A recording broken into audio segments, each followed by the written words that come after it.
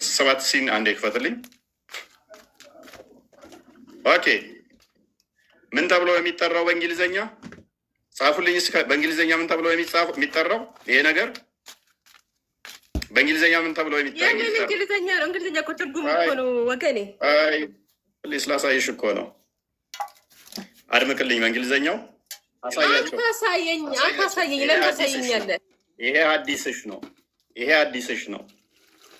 ይሄንን ስም ጥሬልኝ እስቲ። አዲስሽን ጥሬልኝ እስቲ። እንግሊዘኛ አይደለም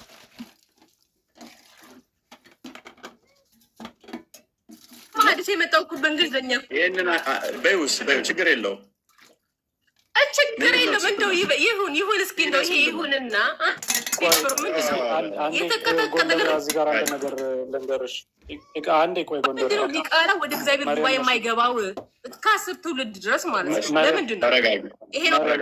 አንዴ ቆይ ተረጋጊ። አንድ ነገር ልበል። አንዴ ያርዲ ቆይ።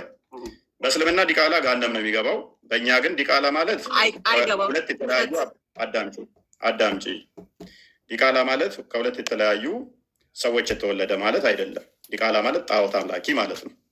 እዛው ላይ አይደለም። በስሙት የተወለደ ነው። ጣዖት አምላኪ ሰው ነው። አዳምጪ። አቸኩይ እኮ መብቱን የራስ ብቻ ረከው ልጅቷ ሳታወር እንዴት ከራስ ትርጉም አትስጠኝ። ዲቃላ ማለት በስሙት የተወለደ ነው። የምን ጣዖት አምላኪ? ተረጋጊ። ታዲያ ተረጋጊ። ሲጀመር እውፋይ አንተ በስነ ስርዓት መልስ መስጠት ስለማችል መመወጥ ነው የምችለው። አንተ መልስ መስጠት አችልም። እሺ ከሰር ትሆናለህ። ኤኒዌይስ ፒነስ የሚለው ምን ቋንቋ ነው? እስኪ ከፍ አድርግልን፣ በደንብ አሳየን። ይሄ ሀዲሳችሁ ላይ በመቶዎች የሚቆጠር የተቀመጠ ቃል ነው። አንድ በሉ። እኛ ጋር ሲሆን አረብኛው ካልሆነ ይላሉ የእነሱን አዲስ። ኦልራይት እኛ ጋርም ካደ ለምን እንትኑን ሂብሮን አታመጡትም? ሂብሮን ለምን አታመጡትም? አንድ በሉ። ሁለተኛ የቅድሙ ሀዲስ ላይ የምን ጸጉር ነው ቼክ ያደረገ? እዚህ ጋር ያስቀመጡልህ የአንተ ቄሶች እኮ ናቸው። እፎይ የአንተ ቄሶች ናቸው እንደዚህ ብሎ ያስቀመጡልህ። ድንቁርናሽን ከሰሮነሽ ትማሪያለሽ። ይህንኛውን ደግሞ የአንቺ ሊቃውንቶች ናቸው ያስቀመጡት። ምን ብለው? ፒነስ ብለው ማለት ነው። አይደለሁም ያስቀመጥኩት። እኛ እናፍርበትም። ቁላቢልም ችግር የለውም። ለምን? አላህ ራሱ እያንዳንዱን አካል ከፈስ ጭምር ራሱ ስላስተማረ።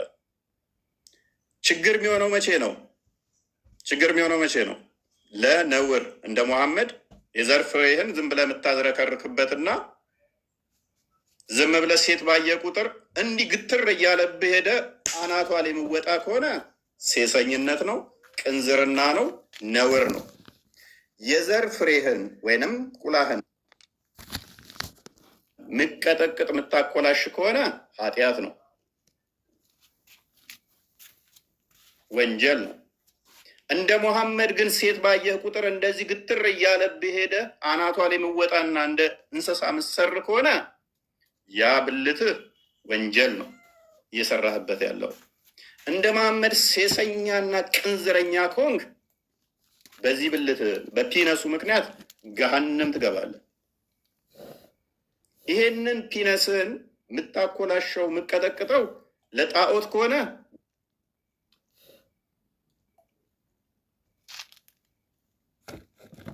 ገሃነም ትገባለህ። ዳግም እንደሚናገረው ፍሪዝ ያወጣ ብልት እንደዚህ ቼክ እያደረገ የነበረው ሰሃቦቹ ነቢያችሁ ነው።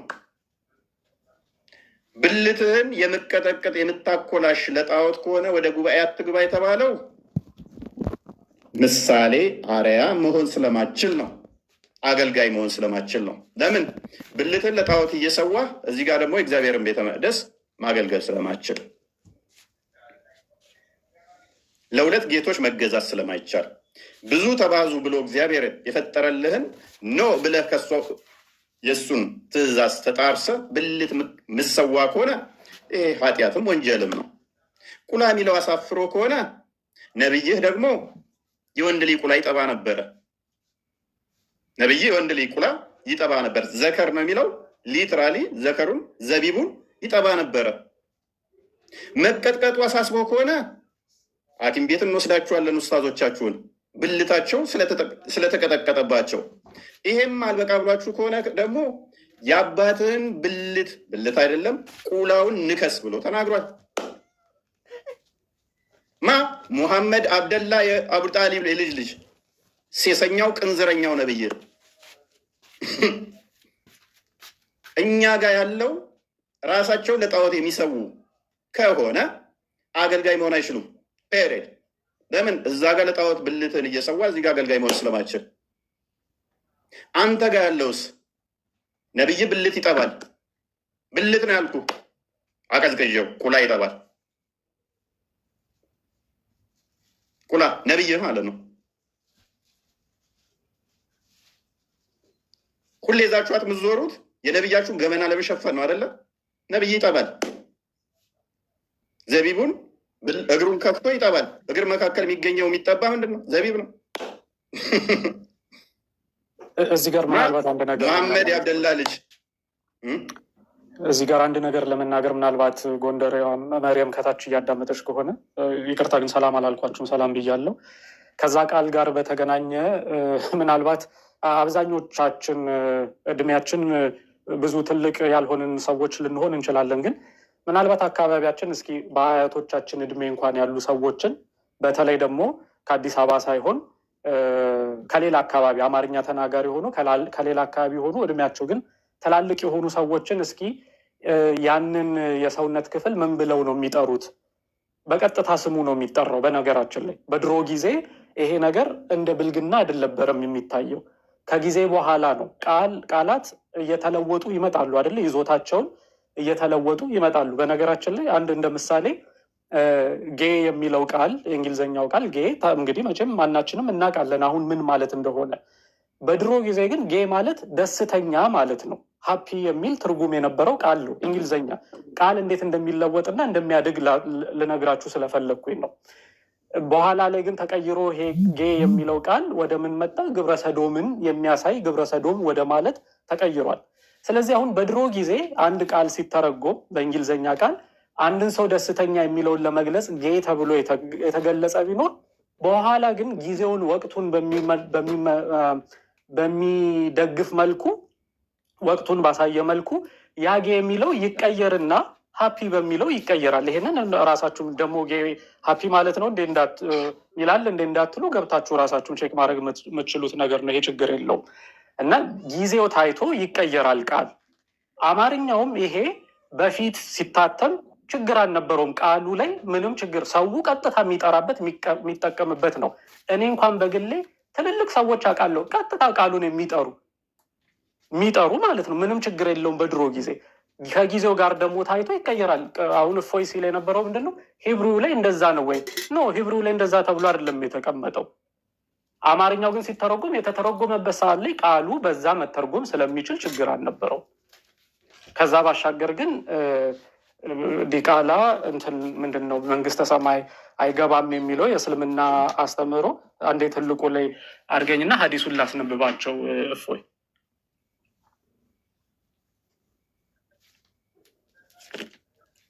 ይኸው እንደምታዩት እንግዲህ ሀዲሱ አረብኛው ይኸውና፣ ማናችሁም ገብታችሁ ማንበብ ትችላላችሁ የሀዲሱን ማለት ነው። አማርኛውን ግን ላስነብባችሁ እዚህ ላይ የሚለውን ይኸው እንዲህ ይላል። የታለ? እሺ ይኸው ወላጆቹን የሚያስከፋ የማይታዘዝ ያደረገውንም ነገር የሚመጻደቅ በሱሰኝነት አልኮል የሚጠጣና ዲቃላ ጀነት አይገቡም ብሎ ሀዲስ ላይ ተቀምጧል። ይኸው የሀዲሱ መረጃ ምንድን ነው? ሐሰን ሊገይሪሂ ሐሰን ነው ሀዲሱ ማለትም መልካም በሌሎች ደጋፊ ሰነዶች የጠነከረ ማለት ነው። አስተላለፊው አለው አብደላህ ኢብን ዑመር የሀዲሱ ምሁር አልአልባኒ ሼክ አልአልባኒ ነው ይህንን ነገር የጠቀሰው። ምንጭ የት ነው የምታገኙት? አሲልሲላ አሰሂህ ቁጥር 673 ላይ ታገኙታላችሁ። የሀዲሱ ማጣቀሻዎች አነሳኢ 5672 ላይ በአጭሩ ዘግቦታል። ሙስናድ አህመድ 6892 ላይ በጥቂት የቃላት ልዩነት ዘግቦታል ይላችኋል። ስለዚህ በሌሎች ሰነዶች የጠነከረ ሐሰን የሆነ ሀዲስ ነው። ይኸው ምንድን ነው? ዲቃላ ጀነት አይገቡም ተብሎ በእስልምናም የተቀመጠ ነው።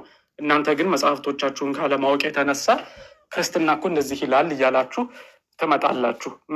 በነገራችን ላይ ክርስትና የእግዚአብሔር ጉባኤ ነው እንጂ የተባለው ገነት ዘላለማዊን አይደለም። በእስልምናው ግን ዘላለማዊ መንግስትን አይወርስም ተብሎ ተቀምጦላቸዋል። ይኸው አስቧል። ገሃነም እንደሚገባ እያወቀ ዲቃላ እስልምና ውስጥ ሲቀጥል ዲቃላ ሆኖ አስቸጋሪ ነው በጣም።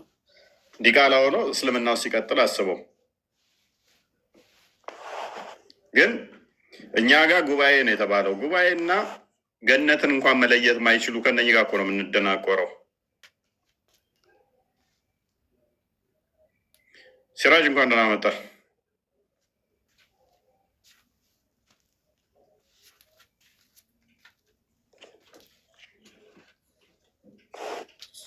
ሲራጅ